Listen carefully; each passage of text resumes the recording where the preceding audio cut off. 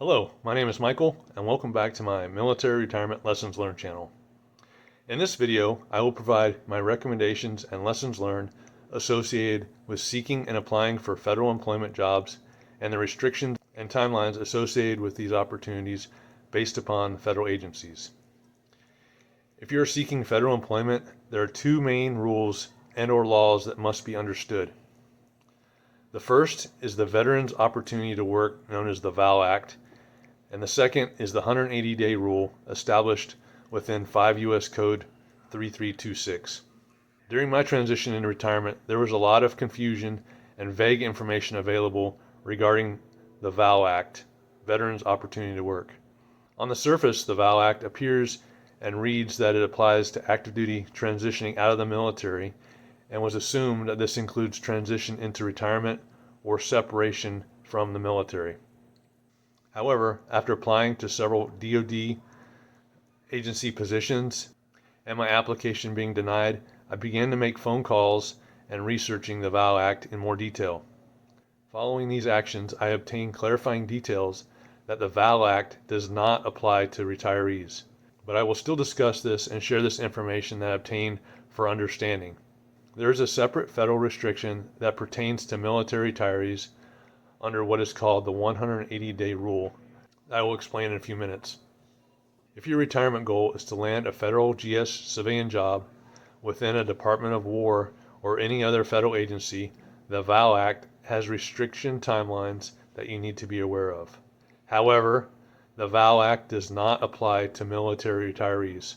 It only applies to transitioning, separating service members and veterans.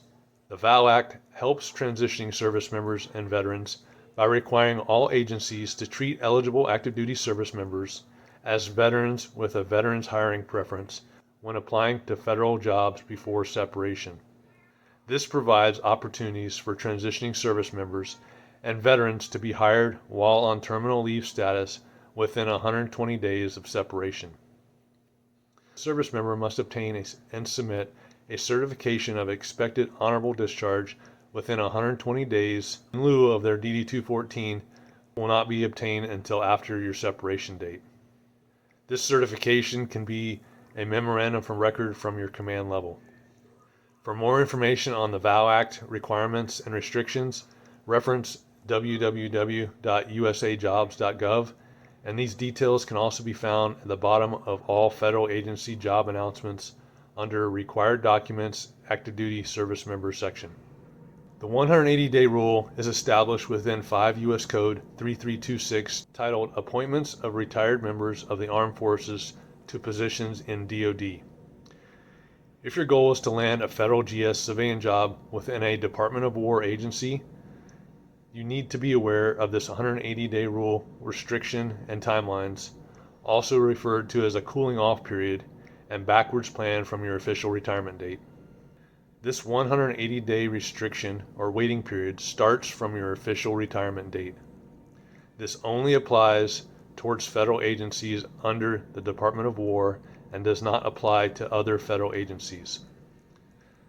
This 180-day rule prohibits military retirees from being appointed or hired into Department of War civilian federal jobs within 180 days of retirement unless a waiver is granted. The only waiver process for this rule is for positions that are classified as critical or high need, and the hiring agency must submit the waiver justification required. From my experience, you can apply to Department of War federal civilian positions before you officially retire.